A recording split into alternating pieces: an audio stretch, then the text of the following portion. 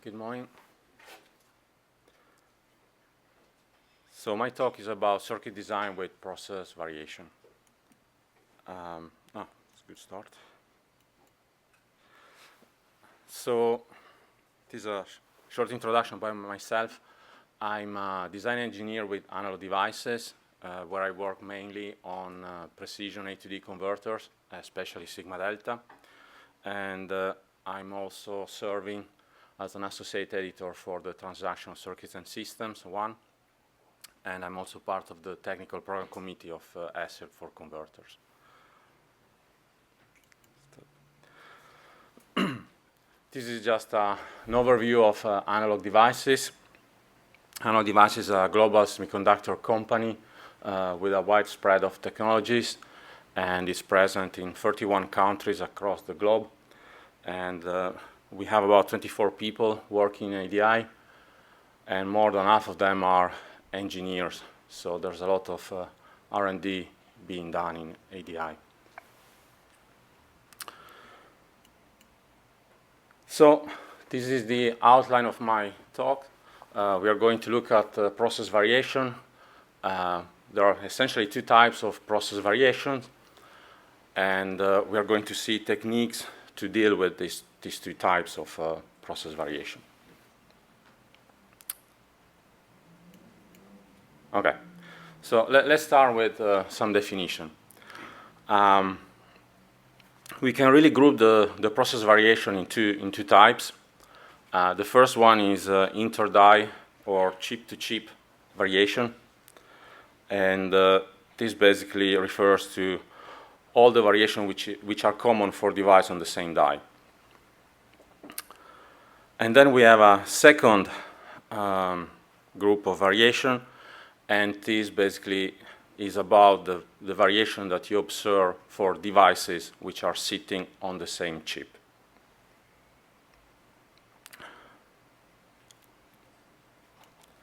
So let's start with the inter-die variation. When you manufacture a chip, you'll find that you see a great variation of the parameters from one die to another die.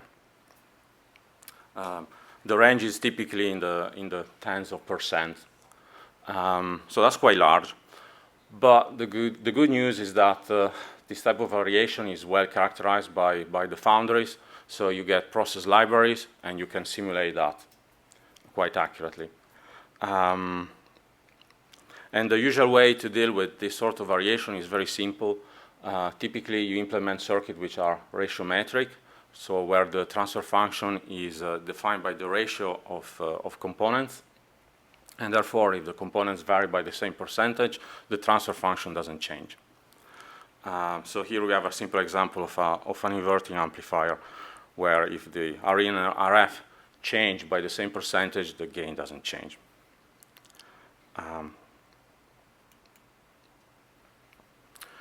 This is another example. This is a capacitive DAC.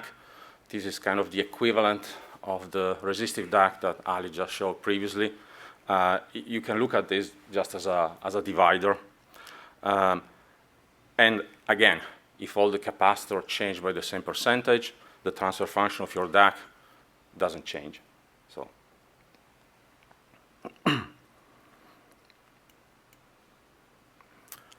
once you have a DAC, you can also build an ADC. And the simplest way, I believe, is to put that DAC into a SAR loop. So you need to add a comparator, you need to add a SAR engine, and then the SAR engine can basically drive the DAC and find the value from the DAC, which is the closest approximation to your input voltage. And you do that by using the SAR routine, and the SAR routine is really just a simple binary search, a bisection method. So here we have an example for the 4-bit A-to-D. So let's imagine that our input is sitting here just above VRF over 2. To find the closest approximation, what you do, you halve the search space, right? So you start by halving the entire search space into halves. So you set the threshold at VREF over 2. So you set the first bit in your DAC to 1, and you compare where your input is sitting compared to this threshold. So here the input is above, so it means that our input is sitting in the higher half search space. So we select that. We keep the bit to 1, and we move to the next search space. So again, we divide it by 2 by setting the next bit to 1. So this again halves the search space. It sets the threshold to 3/4 of VRF. And we do the comparison. Here we find that it is below. So we don't keep that bit. We set it to 0. And we move on like that. So we always halve, and we keep going till we get all the bits. And once you've finished, you are left with a residual error. We call this residual error the quantization error. And it's essentially the difference between your DAC at the end of the conversion and the input. And when you're sitting exactly on a threshold, this error goes to 0. But if you're not sitting on a threshold, as you move away, the error grows, and you get this characteristic sawtooth type of waveform.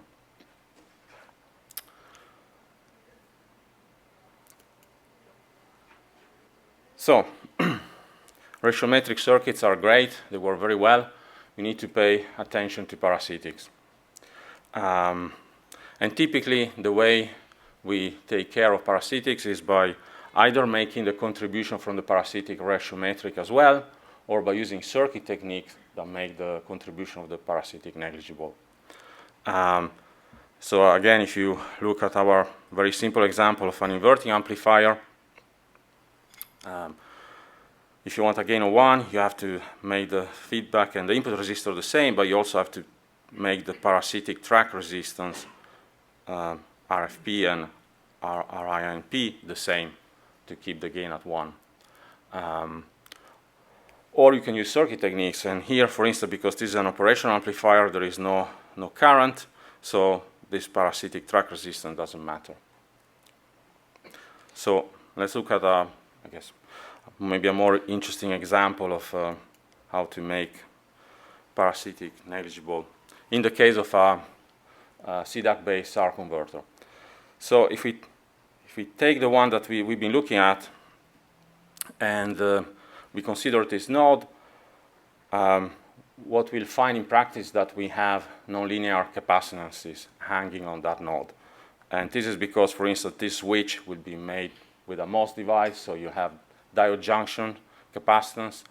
And if you do your simulation, you'll find that this node here is not linear with the DAC code. You'll have some nonlinearity. And as you go to higher accuracy, 4-bit is probably fine, but if you go to higher accuracy, eventually you'll find that this is an issue. So how can we deal with that? There is a much better implementation of a CDAC-based SAR ADC, and it is shown in this slide. So the difference compared to the previous one is that here we start by sampling the input on all the CDAC capacitors. So you see, we introduce an acquisition phase where we apply the input to the bottom plates of the CDAC, to all of them, and we drive the top plate to 0, to ground. So during this acquisition phase, we apply the input across the entire CDAC, and when the acquisition signal goes down and we open the switches, this voltage is captured across these capacitors. And then you move to the search bit trial phase, and you connect your CDAC to your reference, and you start the MSB trial. And if you use charge conservation, you'll find that now this node, the voltage on this node is given by this expression here. Ignore the parasitic capacitance for the time being. So you'll see that it's given by the DAC code scaled by VRF minus the input value that you have sampled. So again, you can do the SAR search routine by looking at the polarity of this node.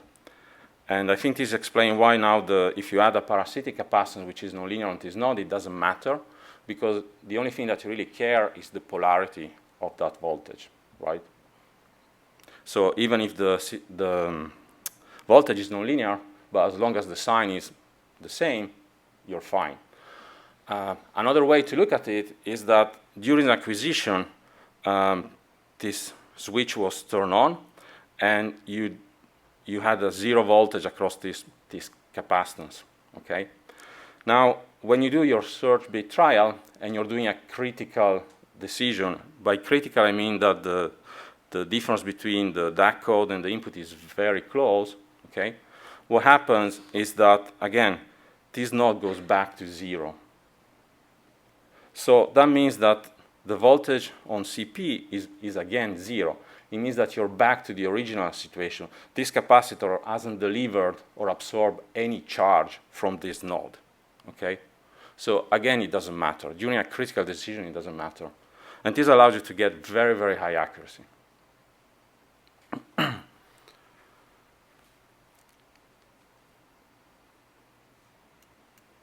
Okay, so that's all I had on inter-die variation.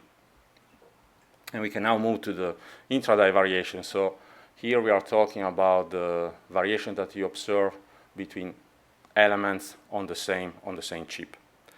And there are many reasons why these elements are not the same. This can be due to manufacturing, thermal gradients. Maybe you have a big LDO that's sinking or sourcing a lot of power in a corner of the die. Or because if you have mechanical stress, again, maybe your devices are close to a corner in the chip, and you have random. So let's start to look at those. And clearly, if you want to make devices match, the first thing that you want to do is to try to make them identical. In theory, you should look at them, and you should not be able to tell which one is which, right? Just by looking at them. So that means that clearly you have to use exactly the same type of material, same form, same orientation, same dimensions. And you also have to make the surrounding the same. They should look at the same surrounding. So this means that typically you have to use dummies around the devices that you want to match. And you also have to be careful about these filling patterns. So in low geometry processes, there are some uniformity rules that you have to meet. And to do that, there are some automatic routines that generate filling patterns that basically generate these patterns so that rule is met. Unfortunately, if you look at those patterns, they don't necessarily guarantee that the surrounding of the elements that you want to match is the same. So you have to look at those, and in most cases, you have to do these filling patterns by hand yourself to guarantee that the surrounding is the same for the devices that you want to match.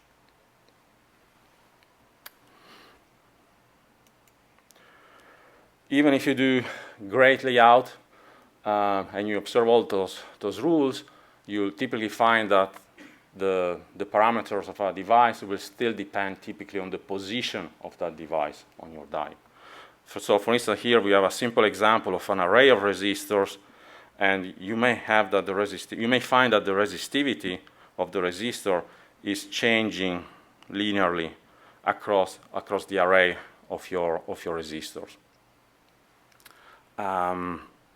So if you want to implement an amplifier with a gain of -2, you find that basically the resistor on the left is always a bit smaller than the resistor on the right. So if you choose the feedback resistor, you make it by splitting it in two, and you place the feedback resistor around the input resistor, you'll find that this gradient cancels, right? So this is a very simple example of a first-order cancellation gradient scheme. So what is the x-axis? What is the x-axis? How do you mean? X-axis is a distance. It's the distance. It's just the distance. So this is kind of your layout, and this is just the distance of the resistor.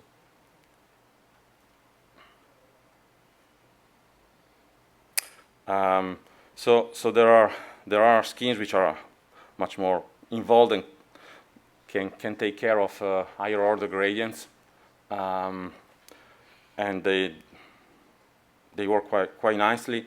Just one word of caution: you have to look at the complexity of the routing that is associated with this type of schemes, and consider that when you do your design.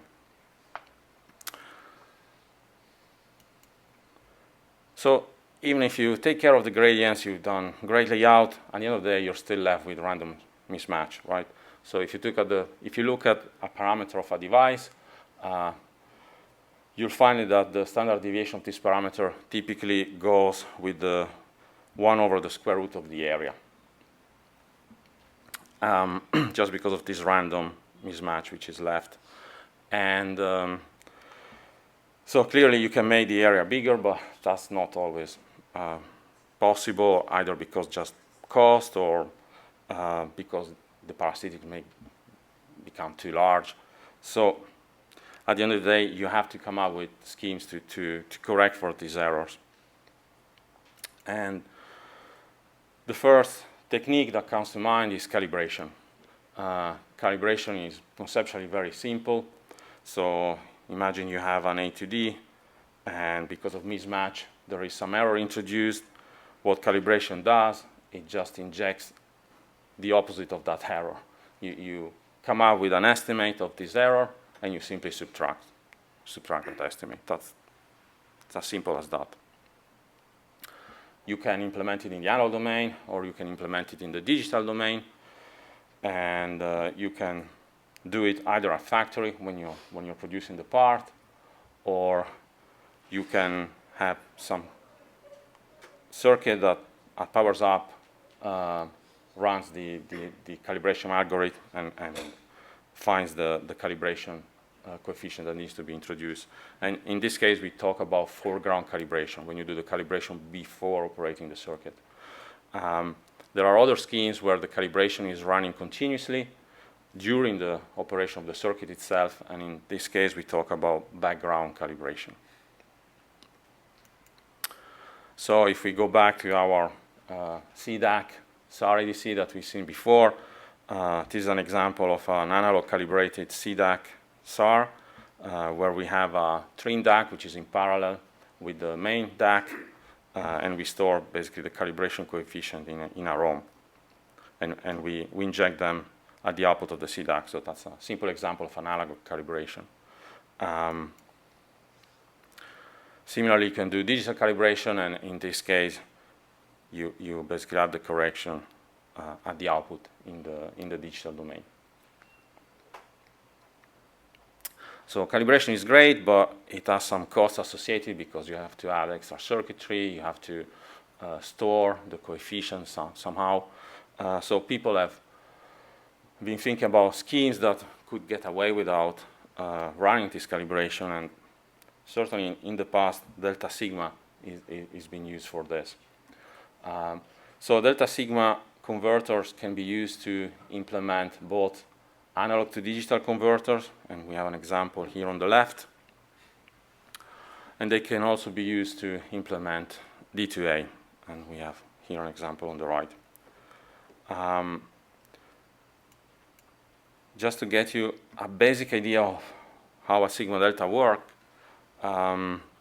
the basic idea is that you take a quantizer with very, very low resolution, and you put that in a feedback loop, and you increase the accuracy by exploiting the feedback action of the loop. So if you use this very simple model and you derive the transfer function, you'll find that your output is given by the signal transfer function times x, where x is our input. And then we have a second term which is caused by the quantization error, which gets multiplied by the noise transfer function NTF. And if you look at the expression for this signal noise transfer function, if you can keep the loop stable, that's important, but we don't have time to go into that. But if you can make it stable, and if you have a lot of gain in the bandwidth of interest, what happens is that the STF is close to 1, so your signal just goes straight through, and the quantization error on the other hand, is heavily attenuated. So that's really just the basic idea that we use in sigma delta. And you can really push things to the extremes in terms of resolution of the quantizer, and you can go down to one single bit. So single bit is great for the fact that there are only two levels. There is only one line through two levels, so that's linear. And people have implemented converters without 1 ppm linearity using single bit DACs, and without calibration or any particularly fancy device. So this is an example of a spectrum of a single bit second order sigma delta. So here you can see that this is our input tone that's coming out of the modulator, and you can see that at low frequency there is very little noise content, and then it grows as we move away from the band, from DC, which is our bandwidth of interest here.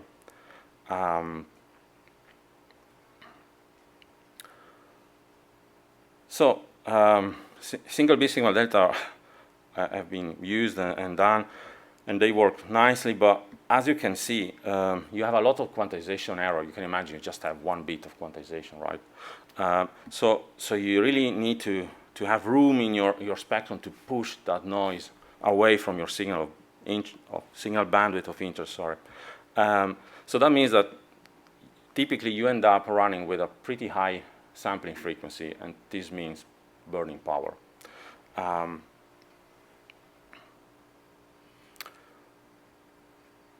So there are a number of reasons why, and especially power, I would say, that have pushed people to move away from single bit modulators and start to think about using multi-bit. And now again, you have the problem that the DAC might not be linear. You have to deal with a mismatch error. So I think this is really how these dynamic element matching schemes were started to be looked at as an alternative to calibration again. So dynamic element matching is really, again, another way to implement accurate DACs without recurring to calibration. And we can really group them into two types. There are scrambling DEM, where the basic idea is that you take your mismatch error and you turn that into noise, and you spread that uniformly across your Nyquist band. And then there are shaping DEM, which are more akin to sigma delta, where you try to shape that noise as well.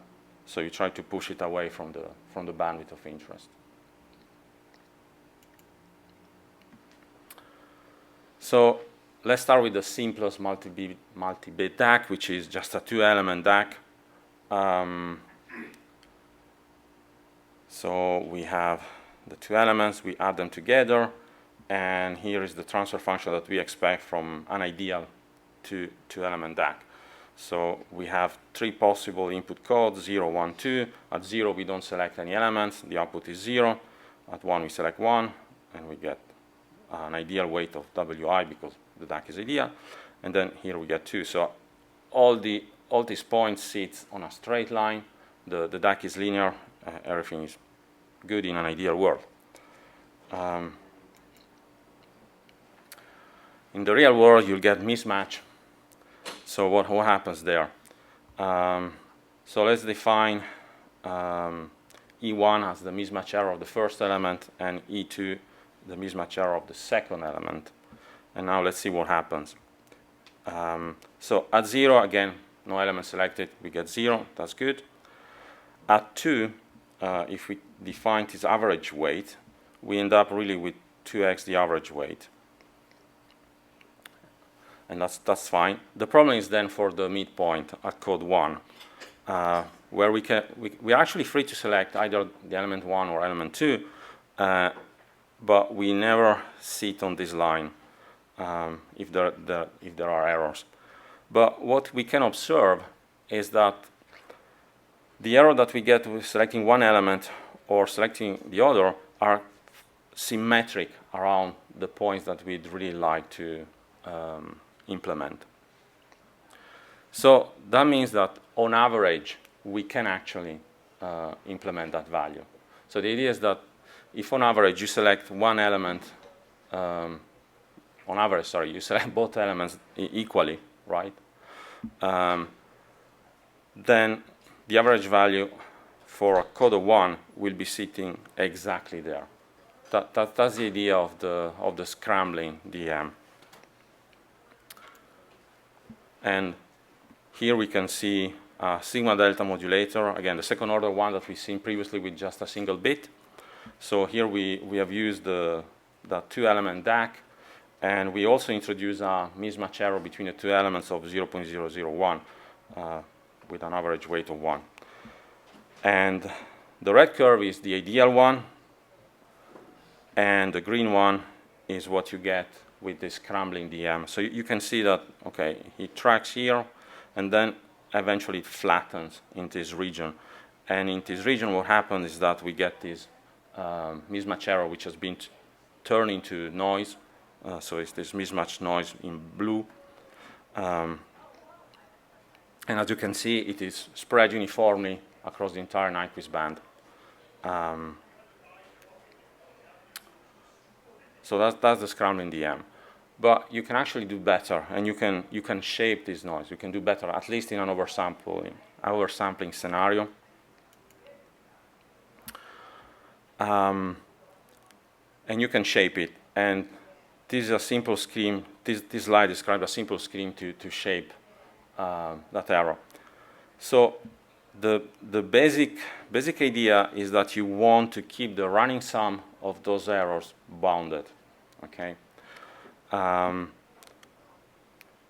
really, we've seen that the error is only introduced when the input code is 1, right? So that's the only case that we really have to consider.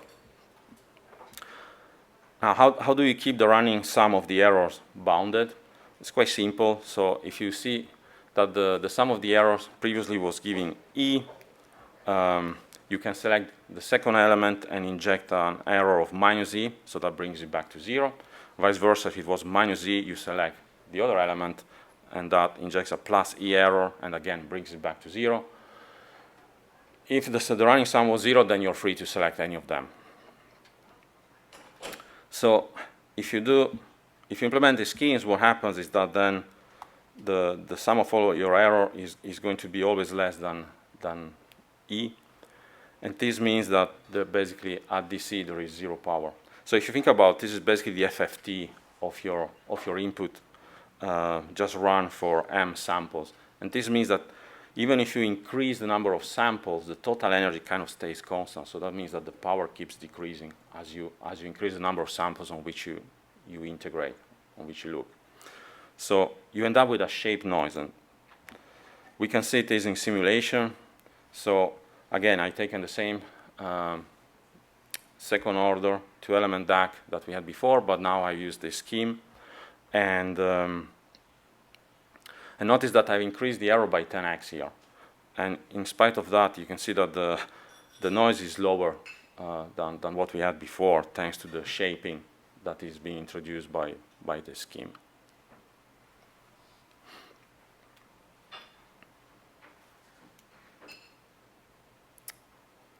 So that's really the core idea of most of this DEM scheme, is that if you sum all the errors, you end up to 0.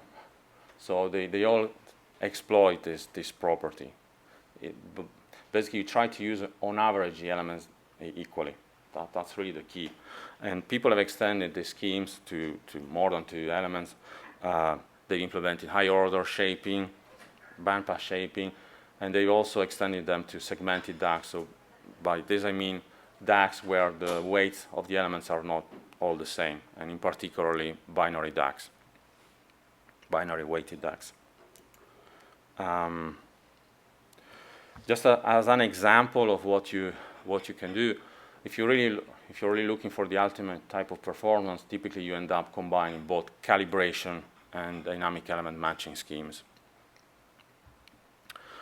And here we can see that, for instance, here we have a SAR ADC from analog devices, and the INL error of this SAR is less than 0.1 ppm, and this is a data sheet plot, so this is achieved in production. So you can really do quite impressive things combining this dynamic element matching techniques and calibration.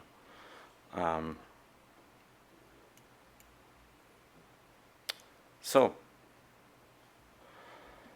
in conclusion, so we've seen that when you fabricate chips, your components will be subjected to process variation, both inter-die and intra-die.